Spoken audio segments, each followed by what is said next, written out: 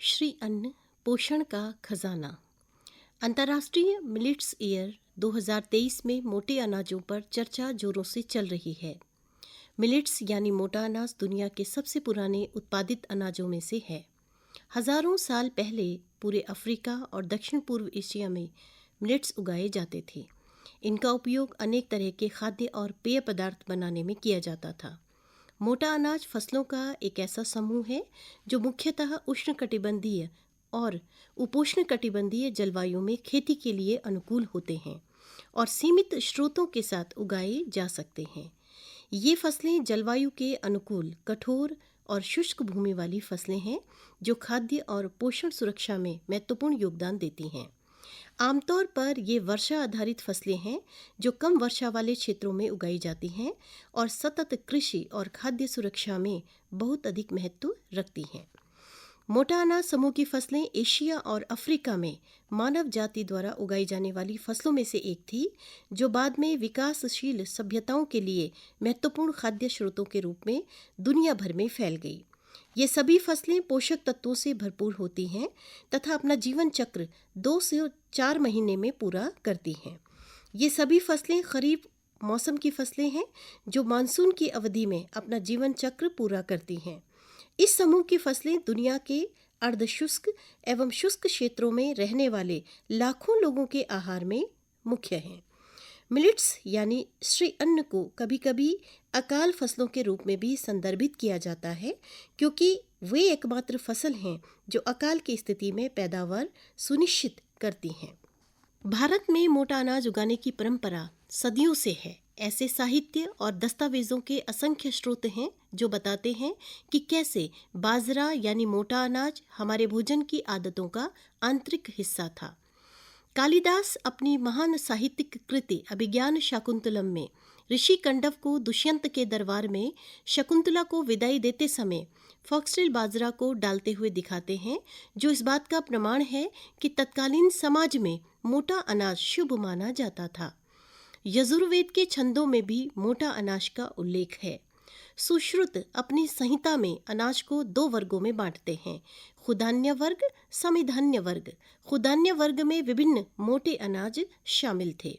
पुरंदर दास द्वारा लिखित कन्नड़ में एक रचना रागी तंधीरा उनके समय के दौरान उगने वाली फिंगर मिलेट रागी के महत्व पर प्रकाश डालती है। कौटिल्य के अर्थशास्त्र में विभिन्न मोटे अनाजों को भिगोने या उबालने पर उनके विभिन्न गुणों का उल्लेख है। अबुल फजल द्वारा लिखित आईने ए अकबरी में मोटा अनाज और उसकी खेती के क्षेत्रों का विवरण है।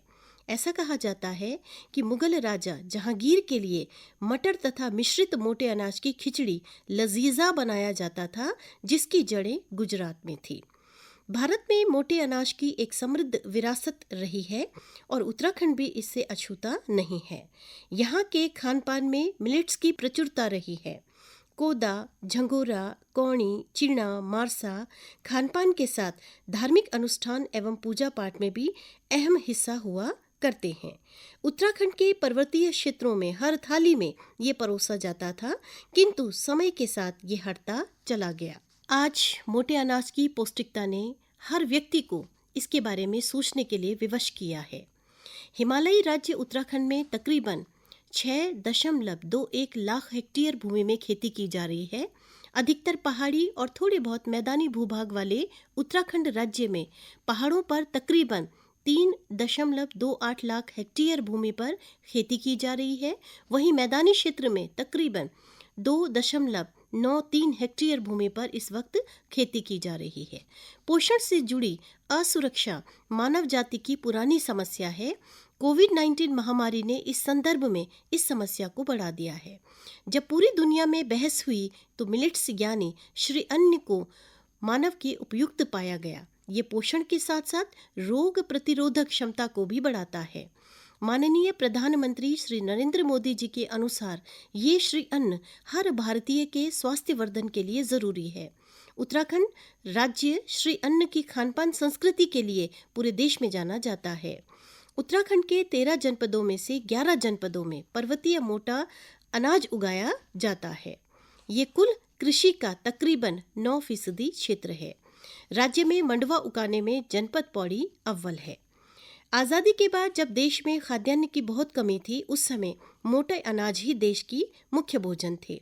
हरित क्रांति के बाद देश खाद्यान्न में आत्मनिर्भर हो गया तो मोटे अनाजों का महत्व थोड़ा कम होता चला गया, किंतु आज पुनः इनके महत्व को स्थापित करने की आवश्यकता होने लगी है।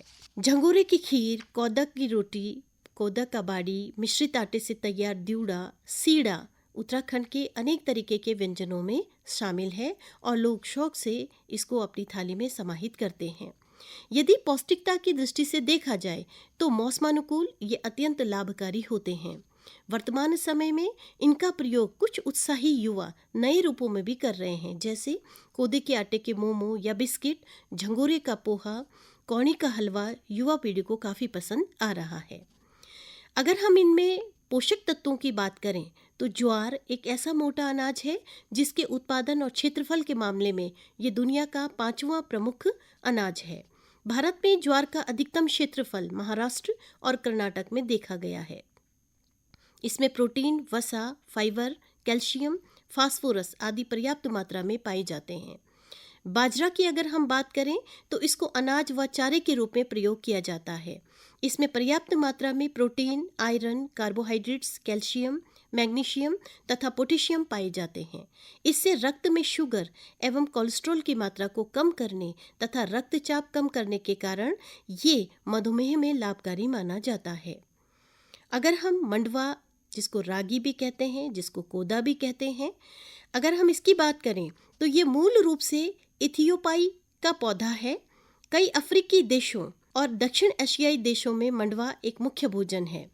उत्तराखंड में भी इसका बहुतायत से प्रयोग होता है। इसमें पर्याप्त मात्रा में प्रोटीन, वसा, कार्बोहाइड्रेट्स, आयोडीन, खनिज एवं फाइबर पाए जाते हैं। भारत में बछड़ों, बढ़ते जानवरों, साथ ही बीमार जानवरों को खिलाने के लिए भी इसका प्रयोग किया जाता है। झंगोरा या मादेरा, इसको अगर देखा जाए तो ये भोजन और चारे के लिए प्रयोग किया जाता है। पौष्टिक रूप से ये प्रोटीन का एक अच्छा स्रोत है जो अत्यधिक सुपाच्य है। झंगोरा रक्त शर्करा और वसा स्तर को कम करने में सबसे प्रभावी है। इसको हृदय एवं मधुमेह वाले रोगियों के आहार में उपयुक्त माना गया है। कौड़ी यानी कंगनी, इसको मूल रूप में चीन का पौधा माना जाता है। ये दुनिया की सबसे पुरानी फसलों में से है। मोटे अनाजों की फसलों के कुल विश्व उत्पादन में कौड़ी दूसरे स्थान पर है। त्वरित वृद्धि के कारण इसे अल्पकालीन फसल के रूप में उगाया जा सकता है। इसका प्रयोग भात, खीर, दलिया, हलवा आदि बनाने में होता है। मुर्गी तथा पिंजरे के पक्षियों के चारे में भी इसका प्रयोग होता है। चीना, ये एक वार्षिक फसल है। अंग्रेजी में इसको प्रोसोमिलेट कहते हैं। इसकी उत्पत्ति 2000 ईसा पूर्व यूरोप के मध्य क्षेत्रों में उगाए जाने का वर्णन है। चीना गर्मियों में कृषि भूमि को खाली छोड़ने से बचाता है। इसमें प्रोटीन, कार्बोहाइड्रेट्स, वसा, फाइबर, कैल्शियम आदि पाया जाता है। तो इस प्रकार कहा जा सकता है कि दुनिया की सबसे बड़ी संपदा प्रत्येक व्यक्ति के लिए उसका स्वास्थ्य होता है। मिलेट्स यानी श्री अन्न इसमें एक महत्वपूर्ण भूमिका निभा सकते हैं। तो हम सबको अपने आहार में ज़रूर इसको शामिल करना चाहिए। प्रतिदिन नहीं तो सप्ताह में एक दिन अपनी थाली में इनको स्थान दें। आधुनिक तरीके से परोसकर अपनी युवा पीढ़ी में भी इसको स्वाद को जगाने का प्रयास करें। शायद एक यही तरीका है जिससे हम अपने उपेक्षित इस श्री अन्न को अपने स्वास्थ्य श्री के लिए अपना कर उसका पुराना वैभव उसको लौटा सकते हैं।